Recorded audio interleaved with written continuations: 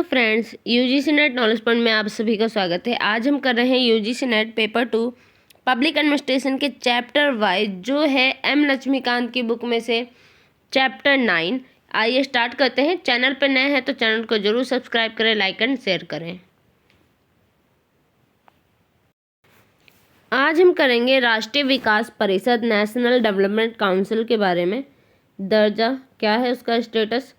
राष्ट्रीय विकास परिषद की स्थापना प्रथम पंचवर्षीय योजना के प्रारूप में की गई अनुशंसा के आधार पर भारत सरकार के कार्यकारी प्रस्ताव द्वारा अगस्त 1952 यानी 1952 में हुई थी। योजना आयोग की तरह ही राष्ट्रीय विकास परिषद भी न तो संवैधानिक निकाय है और न ही विधायी निकाय है, तथापि केंद्र राज्य संबंधों से संबद्ध सहकारी आयोग ने अनुशंसा की थी कि राष्ट्रीय विकास परिषद को संविधान के अनुच्छेद 263 के तहत संवैधानिक दर्जा दिया जाए। ये भी जो आपका क्या है, राष्ट्रीय विकास परिषद है, ये भी क्या कौन सी संस्था है, ना ही ये संवैधानिक निकाय है ना ही ये विधायी निकाय है। बिल्कुल जो योजना आयोग है उसकी तरह होनी चाहिए, तथा इसका नाम राष्ट्रीय आर्थिक और विकास परिषद रखा जाना चाहिए। संरचना कंपोजिशन।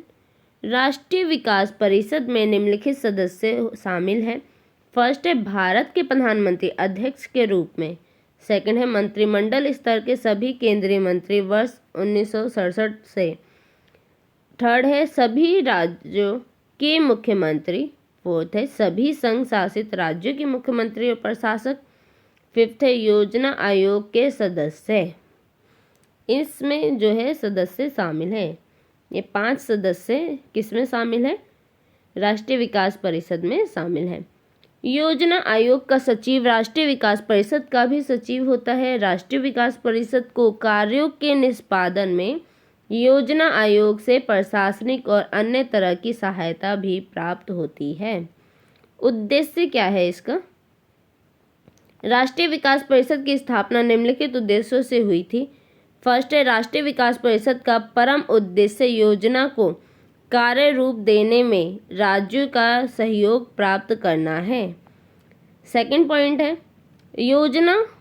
योजनाओं के समर्थन में राष्ट्र के प्रयासों और संसाधनों को शीघ्रता और गतिशीलता प्रदान करना है। थर्ड है सभी महत्वपूर्ण क्षेत्रों में समान नीति आर्थिक नीतियों को बढ़ावा देना है। फोर्थ है देश के सभी भागों में त्वरित एवं संतुलित विकास सुनिश्चित करना है।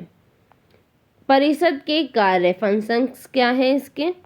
उपयुक्त उद्देश्यों की पूर्ति के लिए वर्ष 1952 के प्रस्ताव यानी कि जिसके फलस्वरूप परिषद का गठन हुआ था द्वारा राष्ट्रीय विकास परिषद को कई कार्य सौंपे गए। इन कार्यों को वर्ष 1967 में प्रशासनिक सुधार आयोग की अनुशंसा के आधार पर संशोधित और पुनः परिभाषित किया गया था। संशोधित कार्यों की सूची इस प्रकार, क्या क्या संशोधन किए गए थे इसमें। राष्ट्रीय योजना की तैयारी के लिए मार्ग निर्देशन और निर्धारित करना। सेकंड है योजना आयोग द्वारा तैयार की गई राष्ट्रीय योजना पर विचार करना। थर्ड है योजना को क्रियान्वित करने के लिए अपेक्षित संसाधनों का आंकलन करना और उनको बढ़ाने के उपाय सुझाना। फोर्थ पॉइंट है राष्ट्रीय विकास को प्रभावित करने वाले सामाजिक और आर्थिक महत्व के विषयों पर विचार करना। फिफ्थ है राष्ट्रीय योजना से संबंधित कार्यों की समय समय पर समीक्षा करना। सिक्स्थ है राष्ट्रीय योजना में निर्धारित उद्देश्यों और लक्ष्यों की प्राप्ति के उपाय सुझाना। योजना आयोग द्वारा तैयार पंचवर्षीय योजना के प्रारूप को पहले केंद्रीय मंत्रिमंडल को प्रस्तुत किया जाता है। इसकी स्वीकृति के बाद उसे राष्ट्रीय विकास परिषद के समक्ष स्वीकृति के लिए रखा जाता है। इसके बाद योजना को संसद में रखा जाता है। संसद की स्वीकृति के बाद इसे आधिकारिक योजना माना जाता है और भारत के राजपत्र में प्रकाशित होती है। इसलिए सामाजिक और आर्थिक विकास से संबंधित नीतिगत विषयों के लिए राष्ट्रीय विकास परिषद संसद के बाद सर्वोच्च निकाय है जो इन विषयों से संबंधित नीति निर्धारित करने के लिए जिम्मेदार है। राष्ट्रीय विकास परिषद को योजना आयोग के परामर्शी निकाय के रूप में सूचीबद्ध किया गया है। इसकी अनुशंसाएं बाध्यकर नहीं है। ये परिषद केंद्र और राज्य सरकारों को अपनी अनुशंसाएं करती है। प्रतिवर्ष इसकी कम से कम 2 बैठकें होनी चाहिए। आलोचना मूल्यांकन क्या है, क्रिटिकल इवोल्यूशंस क्या है इसके। राष्ट्रीय विकास परिषद का प्रथम कार्य केंद्र सरकार, राज्य सरकारों और योजना आयोगों के माध्य विशेषतः नियोजन के क्षेत्र में इनकी नीतियों तथा क्रियान्वयन कार्य योजनाओं के संदर्भ में तालमेल बनाए रखना है तथा उनके बीच एक सेतु के रूप में कार्य करना है। परिषद अपने इस कार्य में काफ़ी हद तक सफल रही है। इसके अतिरिक्त परिषद ने राष्ट्रीय महत्व के विषयों पर केंद्र राज्य के बीच विचार विमर्श हेतु एक मंच का तथा संघीय राजनीतिक प्रणाली में केंद्र और राज्य के बीच जिम्मेदारियों के बंटवारे के तंत्र का भी कार्य किया है। इसके अतिरिक्त परिषद की कार्यप्रणाली के संबंध में 2 भिन्न भिन्न मत व्यक्त किए गए हैं। एक और इसे सुपर कैबिनेट इसलिए कहा गया है कि इसकी संरचना व्यापक और शक्तिशाली है तथा इसकी अनुशंसाएं मात्र परामर्शी है, बाध्यकर नहीं, किंतु इन्हें राष्ट्रीय स्तर पर स्वीकार किए जाने के कारण इनकी अनदेखी नहीं की जा सकती है। दूसरी ओर इसे केंद्र सरकार द्वारा लिए गए निर्णयों का महज एक रबर स्टाम्प करार कर दिया गया है। ऐसा मात्र केंद्र और राज्यों में कांग्रेस पार्टी की सरकार और शासन का लंबी अवधि से बने रहने के कारण ही है। विभिन्न राज्यों में क्षेत्रीय पार्टियों के उद्भव के कारण राष्ट्रीय विकास परिषद अपने संघीय चरित्र की प्राप्ति तेज से करती दिख रही है और इस प्रकार राष्ट्रीय योजना की तैयारी में राज्यों के हितों का अधिक ध्यान रखा जा रहा है। राष्ट्रीय विकास परिषद की कार्य प्रणाली के संबंध में कुछ प्रतिष्ठित व्यक्तियों ने ये टिप्पणी की है। क्या टिप्पणी की है? एम ब्रीचर कहते हैं कि इन्होंने पॉलिटिकल बायोग्राफी ऑफ नेहरू में लिखा है कि राष्ट्रीय विकास परिषद की स्थापना नियोजन विषयक एक सर्वोच्च प्रशासनिक और परामर्शी निकाय के रूप में थी। यह परिषद कैबिनेट द्वारा अनुमोदित नीति निर्देशक का निर्धारण करती है। अपने गठन के समय से ही राष्ट्रीय विकास परिषद और इसकी स्थायी समिति ने योजना आयोग के दर्जे को कम करने का कार्य किया है। एच.एम. पटेल कहते हैं कि पूर्व वित्त मंत्री एच.एम. पटेल का मानना है कि योजना आयोग के परामर्शी निकाय में राष्ट्रीय विकास परिषद भी शामिल है। संरचना पर ध्यान दे तो यह बिल्कुल ठीक नहीं है। राष्ट्रीय विकास परिषद योजना से उच्च निकाय है। वस्तुतः यह एक नीति निर्धारक निकाय है और इसकी सिफारिशों को परामर्श सुझाव मात्र नहीं माना जा सकता। वास्तव में यह नीतिगत निर्णय ही है। के संस्थानम कहते हैं कि इन्होंने अपनी पुस्तक यूनियन टेस्ट रिलेशंस में लिखा है कि राष्ट्रीय विकास परिषद की स्थिति पूरे भारतीय संघ में लगभग एक सुपर कैबिनेट की हो गई है।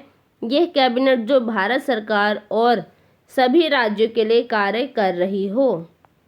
4th पॉइंट है A.P. जैन कहते हैं कि पूर्व खाद्य मंत्री स्वर्गीय श्री जैन ने food problem and the NDC शीर्षक से अपने लेख में टिप्पणी की है कि राष्ट्रीय विकास परिषद ने उन कार्यों पर भी अधिकार जमा लिया है जिन पर संवैधानिक दृष्टि से मंत्री परिषद यानी कि केंद्र और राज्य दोनों का अधिकार है और कभी कभी परिषद लक्ष्यों में की गई वृद्धि को भी समृद्ध मंत्रालय से परामर्श किए बिना ही अनुमोदित कर देती है। राष्ट्रीय विकास परिषद को न ही कानूनी दृष्टि से और न ही इसकी संरचना की प्रकृति की दृष्टि से यह अधिकार है कि वह राष्ट्रीय स्तर के मुद्दों पर निर्णय ले सके। इस परिषद को वाद विवाद और परामर्श तक ही स्वयं को सीमित रखना चाहिए तथा निर्णय लेने का कार्य केंद्र और राज्यों के कैबिनेट पर छोड़ देना चाहिए। वित्त आयोग, फाइनेंशियल कमीशन क्या है? भारतीय संविधान के अनुच्छेद 280 में एक अर्धविधायी संस्था के रूप में वित्त आयोग का प्रावधान किया गया है। वित्त आयोग का गठन प्रति 5 वर्ष पर अथवा आवश्यक होने पर इससे पहले राष्ट्रपति द्वारा किया जाता है। संरचना क्या है इसकी? वित्त आयोग में एक अध्यक्ष तथा राष्ट्रपति द्वारा नियुक्त 4 अन्य सदस्य होते हैं। यह सदस्य अपने पद पर राष्ट्रपति के आदेश के निर्धारित समय तक बने रह सकते हैं। इनकी पुनः नियुक्ति भी हो सकती है, यानी इनकी दोबारा नियुक्ति भी की जा सकती है। संविधान में संसद को आयोग के सदस्यों की योग्यता और चयन के ढंग का निर्धारण करने का अधिकार दिया गया है। तदनुरूप ही संसद ने वित्त आयोग अधिनियम 1951 के द्वारा आयोग के अध्यक्ष और सदस्यों की योग्यता का निर्धारण किया है। आयोग का अध्यक्ष वह व्यक्ति हो सकता है जिन्हें सार्वजनिक कार्यों और गतिविधियों का अनुभव हो। 4 सदस्यों की नियुक्ति निम्नलिखित में से की जा सकती है। क्या होनी चाहिए? 4 सदस्यों में से एक सदस्य किसी उच्च न्यायालय का न्यायाधीश या ऐसी ही योग्यता प्राप्त व्यक्ति हो। सेकंड है, वह व्यक्ति जिसे सरकार की वित्तीय और लेखा प्रणाली का अच्छा ज्ञान हो। थर्ड, वह व्यक्ति जिसे वित्तीय और प्रशासनिक विषयों का व्यापक अनुभव हो। फोर्थ, वह व्यक्ति जिसे अर्थशास्त्र का विशेष ज्ञान हो। वित्त आयोग के कार्य। वित्त आयोग का काम राष्ट्रपति को निम्न विषयों से संबंधित अपने सिफारिशें भेजना है। अनुच्छेद 280 में कहा गया है। कौन कौन सी सिफारिशें भेजना है? फर्स्ट पॉइंट है, करों से हुई कुल प्राप्तियों का केंद्र और राज्यों के बीच बंटवारा और इन प्राप्तियों के हिस्से का राज्यों के बीच आवंटन करना। सेकंड है, केंद्र द्वारा भारत की संचित निधि से राज्यों को दी जाने वाली अनुदान सहायता को नियंत्रित करने वाले सिद्धांत। थर्ड है, राज्य वित्त आयोग की सिफारिश के आधार पर पंचायतों तथा नगर पालिकाओं के संसाधनों की संपूर्ति के लिए राज्य की संचित निधि में वृद्धि करने के आवश्यक उपायों से संबंधित अनुशंसा। इस कार्य को संविधान के 73वें और 74वें संशोधन अधिनियम 1992 के द्वारा शामिल किया गया था, जिसके माध्यम से क्रमशः पंचायतों और नगर पालिकाओं को संवैधानिक दर्जा दिया गया है। फोर्थ पॉइंट है, वित्तीय दृष्टि से हितकर कोई अन्य विषय जिसे राष्ट्रपति ने भेजा हो।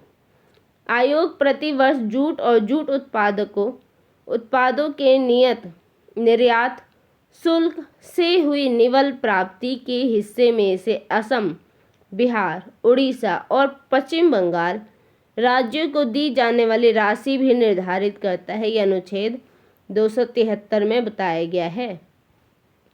आयोग अपनी रिपोर्ट राष्ट्रपति को प्रस्तुत करता है। आयोग अपनी रिपोर्ट को अपनी अनुशंसाओं पर की गई कार्यवाही के उल्लेख सहित एक विस्तृत ज्ञापन के साथ संसद के दोनों सदनों में रखता है। यह अनुच्छेद 281 में बोला गया है। परामर्शी भूमिका, एडवाइजरी रोल क्या है? यहाँ यह स्पष्ट किया जाना चाहिए कि वित्त आयोग द्वारा दी गई अनुशंसाएं मात्र परामर्शी प्रकृति की है, जिन्हें मानने के लिए सरकार बाध्य नहीं है। इन अनुशंसाओं को जो राज्यों को अनुदान दिए अथवा न दिए जाने से संबंधित है, कार्य रूप देना केंद्र सरकार पर निर्भर करता है। इस संदर्भ में डी बसु का कहना है कि संविधान में ऐसा कहीं उल्लेख नहीं है कि आयोग द्वारा की गई अनुशंसाओं को मानना केंद्र सरकार के लिए जरूरी है अथवा आयोग द्वारा राज्यों को दी जाने वाली अनुशंसित राशि को प्राप्त करने से लाभार्थी राज्यों का यह कानून अधिकार माना जाने लगेगा। इस संदर्भ में चौथे वित्त आयोग के अध्यक्ष डॉक्टर PV राजमन्नार का यह मत सही है कि वित्त आयोग यानी अर्ध विधायी संवैधानिक निकाय है, इसलिए इसकी अनुशंसाओं को केंद्र सरकार द्वारा तब तक अस्वीकार नहीं करना चाहिए जब तक विवश करने के कारण न हो। वित्त आयोग का प्रभाव। भारतीय संविधान में वित्त आयोग को भारत में वित्तीय संघवाद के संतुलनकारी यंत्र की संज्ञा दी गई है। इसके अतिरिक्त एक असंवैधानिक और गैर विधायी निकाय योजना आयोग का उद्भव होने से केंद्र राज्य के बीच वित्तीय संबंधों से जुड़ी वित्त आयोग की भूमिका को अनदेखा किया गया है। चतुर्थ, वित्त आयोग के अध्यक्ष डॉक्टर पी.वी. राजमन्नार ने संघीय प्रणाली की सरकार में योजना आयोग और वित्त आयोग द्वारा वित्तीय स्थानांतरण में अपने अपने कार्य और जिम्मेदारियों को एक दूसरे के मत्थे मढ़ने के तथ्य को इस प्रकार व्यक्त किया है। कैसे? योजना आयोग के गठन के फलस्वरूप ही वित्त आयोग का कार्यक्षेत्र व्यवहारत सीमित हुआ है। व्यवहारत इसलिए कि संविधान में इस आशय का कोई संशोधन नहीं किया गया है कि वित्त आयोग का कार्य राज्य द्वारा प्रस्तुत राजस्व और व्यय के प्राक्कलन की समीक्षा के आधार पर प्रत्येक राज्य के राजस्व अंतराल को कम करने तक ही सीमित रहेगा। अनुच्छेद 275 में राज्यों के यानी कि राजस्व को सहायता अनुदान संबंधी संदर्भ केवल राजस्व व्यय तक सीमित नहीं है। वित्त आयोग के अधिकार क्षेत्र से सभी पूंजीगत अनुदानों को बाहर रखने संबंधी विधान नहीं है। भले ही इस अनुच्छेद के तहत राज्य की पूंजीगत अपेक्षाओं की पूर्ति वित्त आयोग द्वारा की गई है, अनुशंसाओं के आधार पर सहायता अनुदान द्वारा होती है।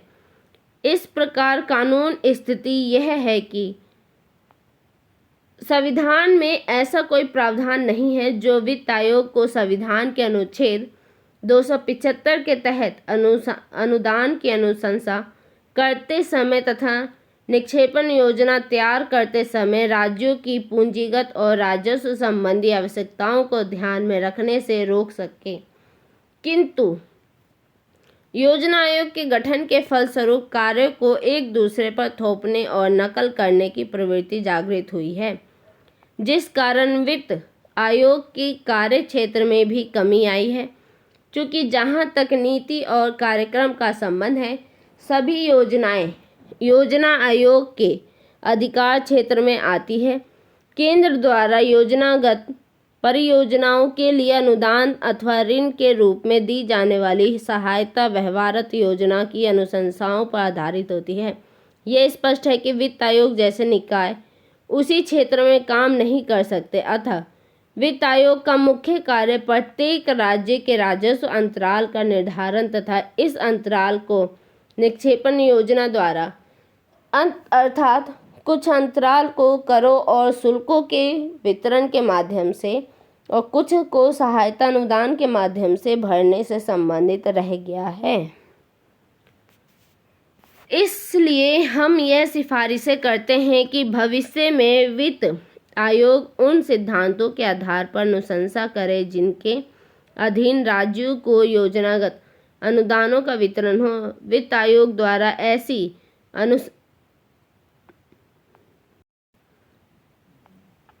इसलिए हम ये सिफारिश करते हैं कि भविष्य में वित्त आयोग उन सिद्धांतों के आधार पर अनुशंसा करे जिनके अधीन राज्यों को योजनागत अनुदानों का वितरण हो। वित्त आयोग द्वारा ऐसी अनुशंसा किए जाने के लिए ये आवश्यक है कि योजना आयोग द्वारा तैयार पंचवर्षीय योजना की रूपरेखा उसके समक्ष हो और उस पर उसका ध्यान हो। इसलिए वित्त आयोग की नियुक्ति समयानुसार इस प्रकार की जाए कि सिफारिशों को अंतिम रूप दिए जाने से पूर्व इसके 5 पंचवर्षीय योजना की रूपरेखा उपलब्ध हो। योजनागत अनुदानों के वितरण को नियंत्रित करने वाले सिद्धांत वित्त आयोग द्वारा निर्धारित किए जाएं। इसलिए सिद्धांतों को हर वर्ष लागू करने का कार्य योजना आयोग और सरकार को छोड़ देनी चाहिए।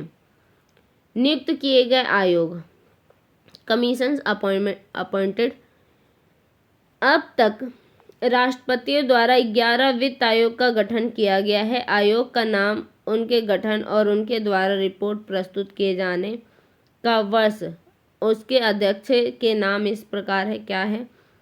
प्रथम वित्त आयोग कब से कब तक था? 1991 से 1953, यानी 1951 से 1953। कौन थे उस समय के अध्यक्ष? केसी नियोगी। द्वितीय वित्त आयोग 1956 से 1957 संस्थानम। तृतीय वित्त आयोग 1960 से 1962 ए के चंदा। फोर्थ चतुर्थ वित्त आयोग 1964 से 65 डॉक्टर राजमन्नार। फिफ्थ पंचम वित्त आयोग 1968 से 1969 महावीर त्यागी। सिक्स्थ आयोग छठा वित्त आयोग 1972 से 73 ब्रह्मानंद रेड्डी। सातवां वित्त आयोग 1977 से 78 सैलेट। आठवां वित्त आयोग 1982 से 1984 वाई बी चौहान। नौवां वित्त आयोग 1987 से 1989 एन के पी साल्वे। 10वां वित्त आयोग 1992 से 1994 के पी सपंत। 11वां वित्त आयोग 1998 से 2000 ए एम खुसरो थे। चुनाव आयोग इलेक्शन कमीशन क्या है? विधायी संरचना, लीगल फ्रेमवर्क। देश में चुनाव आयोग का गठन स्वच्छ एवं उन्मुक्त चुनाव आयोग सुनिश्चित करने के लिए भारत के संविधान के तहत एक स्थायी और स्वतंत्र निकाय के रूप में हुआ था। संविधान के अनुच्छेद 324 में संसदीय चुनावों, विधानसभा चुनावों, भारत के राष्ट्रपति और उपराष्ट्रपति पदों के लिए चुनावों की देखरेख, उनके निर्देशन और नियंत्रण का अधिकार चुनाव आयोग को दिया गया है। अतः चुनाव आयोग इस अर्थ में अखिल भारतीय स्तर का निकाय है कि यह केंद्र सरकार और राज्य सरकारों दोनों के लिए एक है।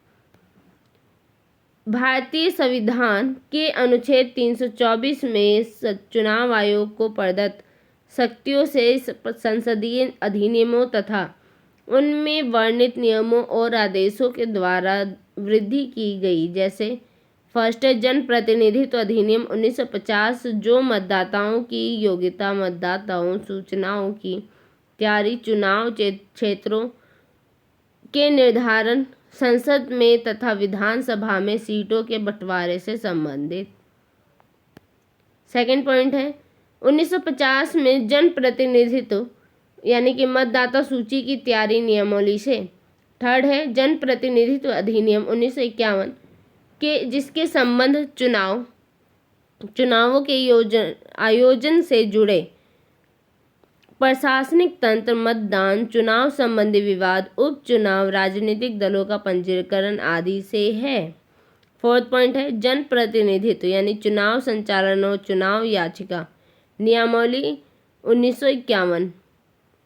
फिफ्थ पॉइंट है राष्ट्रपति और उपराष्ट्रपति चुनाव अधिनियम 1952, संघ शासित राज्य अधिनियम 1963, राष्ट्रीय राजधानी क्षेत्र सरकार दिल्ली सरकार अधिनियम 1991।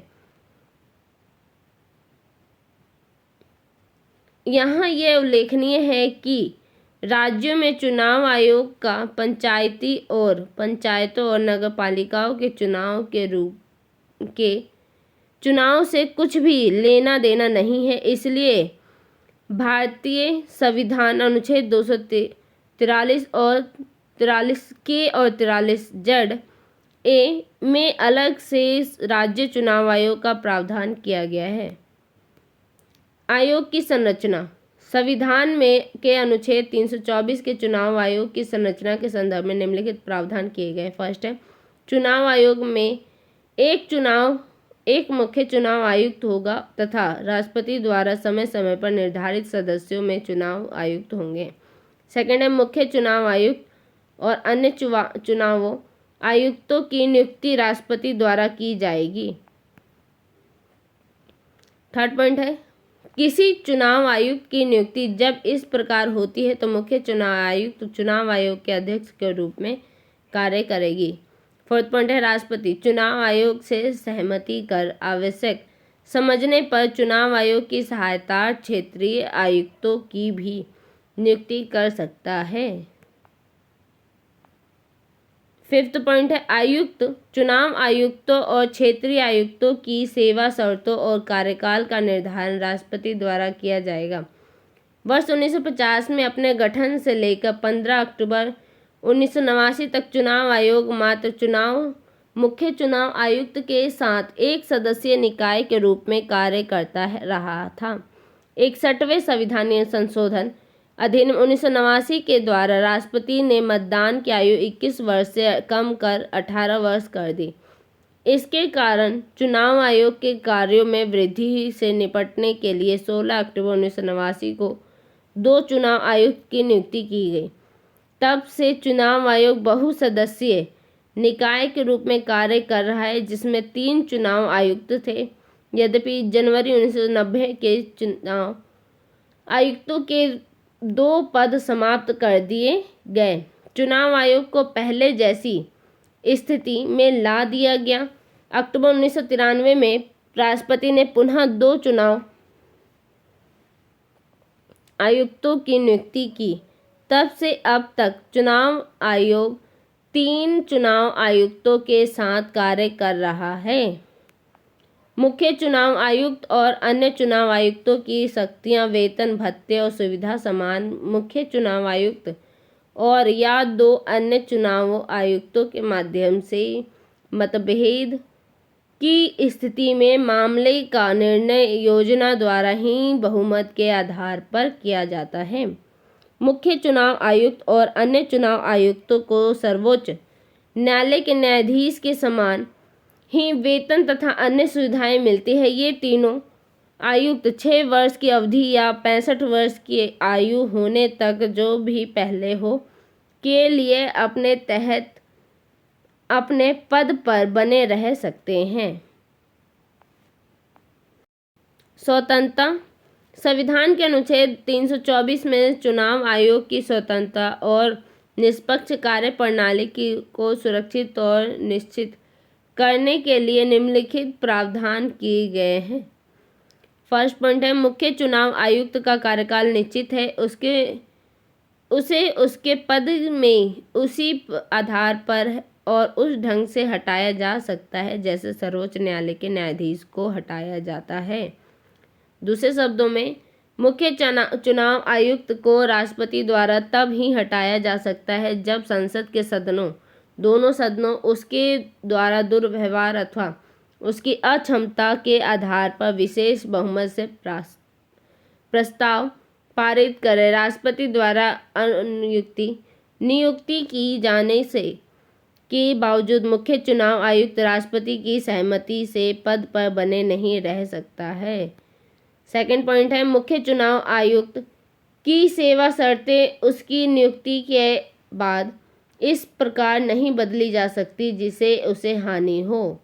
फोर्थ पॉइंट है किसी भी चुनाव आयुक्त अथवा क्षेत्रीय आयुक्त को मुख्य चुनाव आयुक्त की अनुशंसा के बिना पद से नहीं हटाया जा सकता। संविधान में यद्यपि चुनाव आयोग की स्वतंत्रता और निष्पक्षता के साथ साथ उसकी रक्षा के भी प्रबंध किए गए हैं, फिर भी कुछ कमियों का उल्लेख यहाँ किया गया। क्या क्या कमियां रही हैं? संविधान में चुनाव आयोग के सदस्यों की यानी विधायी, शैक्षणिक, प्रशासनिक या न्यायिक योग्यता का निर्धारण नहीं किया गया है। सेकंड है संविधान में चुनाव आयोग के सदस्य के कार्यकाल उल्लेख नहीं है।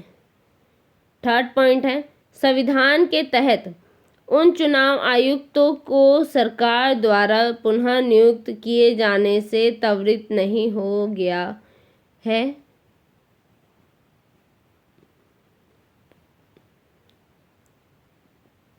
संविधान के तहत उन चुनाव आयुक्तों को सरकार द्वारा पुनः नियुक्त किए जाने से वारित नहीं किया गया जो सेवानिवृत्त हो रहे हो।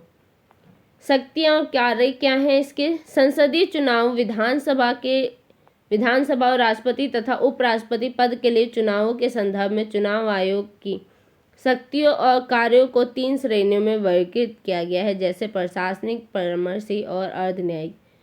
इन शक्तियों और कार्यों का विवरण इस प्रकार है। फर्स्ट है वर्ष 1962 और 1972 में संशोधित संसद के परिसीमन आयोग अधिनियम 1952 के आधार पर देश भर में चुनावी क्षेत्रों की सीमा का निर्धारण। सेकंड है मतदाता सूचियों की तैयारी और उसमें आवधिक संशोधन कर वैधानिक मतदाताओं को शामिल करना। थर्ड है चुनावों तिथियों और अनुसूचियों के अधिसूचित करना तथा नामांकन पत्रों की जांच करना। फोर्थ पॉइंट है राजनीतिक दलों को मान्यता प्रदान करना और उन्हें चुनाव चिन्ह आवंटित करना। फिफ्थ है राजनीतिक दलों को मान्यता प्रदान करने और उन्हें चुनाव चिन्ह आवंटित करने संबंधी विवाद के निपटान के लिए न्यायालय का कार्य करना। 6 पॉइंट है चुनावों प्रबंधों से संबंधित विवादों की जांच के लिए अधिकारियों की नियुक्ति करना। 7 है चुनावों के समय समय राजनीतिक दलों प्रत्याशियों द्वारा पालन किए जाने वाली अत्याचार संहिता का निर्धारण करना। 8 पॉइंट है चुनावों के समय राजनीतिक दलों की नीतियों को रेडियो और टेलीविजन पर प्रसारित करने का कार्यक्रम तैयार करना। 9 पॉइंट है संसद के सदस्यों की अयोग्यता से संबंधित मामलों पर राष्ट्रपति की सलाह देना होता है। 10 पॉइंट है विधानसभा के सदस्यों की अयोग्यता से संबंधित मामलों पर राज्यपाल को सलाह देना। 11 पॉइंट है मतदाता केंद्रों पर कब्जों, हिंसा और अन्य अनियमितताओं की स्थिति में चुनावों को रद्द करना। 12 पॉइंट है चुनावी आयोजन की आवश्यक स्टाफ की तैनाती के लिए राष्ट्रपति और राज्यपाल से अनुमोदन करना। 13 पॉइंट है देश में निष्पक्ष चुनाव कराने के लिए चुनाव तंत्र का पर्यवेक्षण करना। 14 पॉइंट है आपातकाल की अवधि को 1 वर्ष के बाद भी बढ़ाने की दृष्टि से राष्ट्रपति को यह सलाह देना कि राष्ट्रपति शासन के तहत राज्य में चुनाव किए जा सकते हैं या नहीं। 15 पॉइंट है चुनावों के प्रयोजन से राजनीतिक दलों की पंजीकृत करना और चुनाव में उनके परिणामों के आधार पर उन्हें राष्ट्रीय अथवा राज्य स्तर के दल का दर्जा प्रदान करना। किसी राजनीतिक दल को राष्ट्रीय दल का दर्जा तब तक प्रदान किया जाता है जब तक कि उसे किसी 4 राज्यों के वैध मतों में से 6% मत हासिल हुए हो। सेकंड पॉइंट है उसे किसी राज्य या राज्यों में लोकसभा की 4 सीटें प्राप्त हो। थर्ड है उसे लोकसभा में सीटों की संख्या में 2% सीट मिली हो। का पॉइंट है ये सदस्य अलग अलग राज्यों से चुने गए हों। इसी प्रकार किसी राजनीतिक दल को प्रांतीय दल का दर्जा तक प्रदान किया जाता है जब तक कि उसे राज्य में वैध मतों में से 6% मत हासिल हुए हो। सेकंड है उसे विधानसभा में 2 सीट मिली हो अथवा उसे विधानसभा में कुल सीटों की 3% सीट के बराबर सीट मिली हो अथवा विधानसभा में 3 सीटें मिली हो जो भी अधिक हो।